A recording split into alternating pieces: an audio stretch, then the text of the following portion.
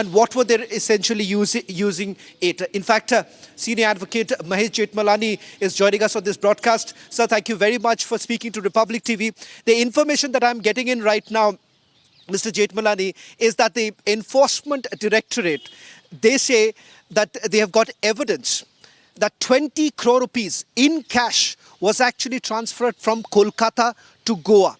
And it seems that the Chief Minister of West Bengal moved out of the residence of Pratik Jain, walking with a laptop as well as phone, obstructing the public servants from carrying out to do their duties. Right. Serious offences, but only to be expected from Mamata Banerjee. I mean, she protects her freedom and her offences with zeal. So you can expect this from Mamata. There are serious offences, but these can't be investigated by the Bengal police. They have been committed in West Bengal, in Kolkata. But the offences committed, which, her going to the office, threatening the ED officers and so on and so forth, these can't be investigated by the Kolkata police, right? The police commissioner came with her to the premises of Pratik Jain, which the ED had already entered. So this has to go to the CBI. This investigation has to go to the CBI. It's a serious offence. This constitutes the most serious offence I can think of, apart from, willfully obstructing a public servant in the discharge of his duty. That's one offence. Then there's pure theft. But the most serious offence is under 332 of the BNS, and that is house trespass with intent to commit theft. That's punishable with 7 years. And it's non-bailable.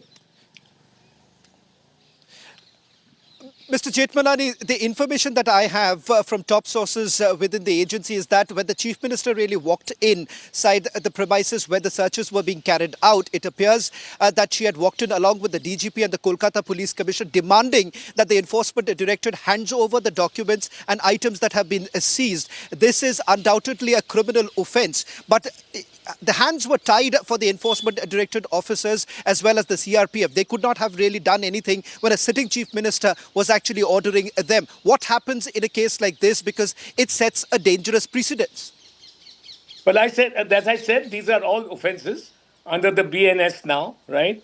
And there's a serious offence of committing house trespass for the purpose of committing theft of documents.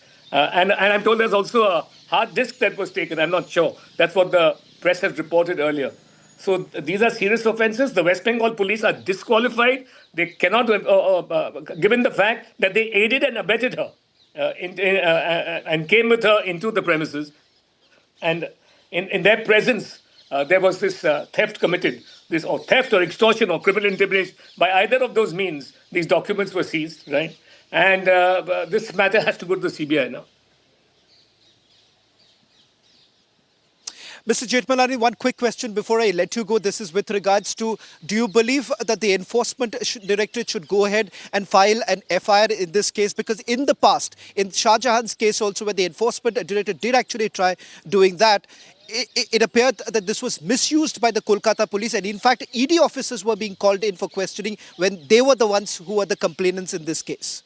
Yeah, I mean, those were serious. They had serious head injuries, the ED officers. 3 of them in 2024. But yeah, I recall that well, the Shah Jahan Sheikh episode. That is why I said the West Bengal police cannot be allowed to investigate offences. This time they have been brazenly hand in glove with the Chief Minister in stealing documents which probably disclose a complicity in ED offences, in PMLA offences. So they are disqualified. In fact, they are aiders and abettors of Mamata Banerjee's most brazen act of committing house trespass, entering those premises, and then committing theft, either by way of extortion or intimidation, and taking those documents away. So the CBI has to be brought into this matter.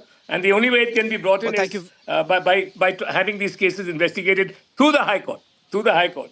A High Court has to be moved, and the CBI has to be told to take over the investigation of these offences. Otherwise, there is no law. The writ of the centre does not run in Delhi. That's what will be established if we don't do this. Sorry, the writ of the centre doesn't run in West Well, thank you Bengal. very much, Mr. Mahesh Jethmalani, for joining us. Right. Thank you very much, Mr. Jethmalani, for joining us on this broadcast. Here you have a a senior advocate, Mr. Mahesh Jethmalani, making it very clear that the only option that is available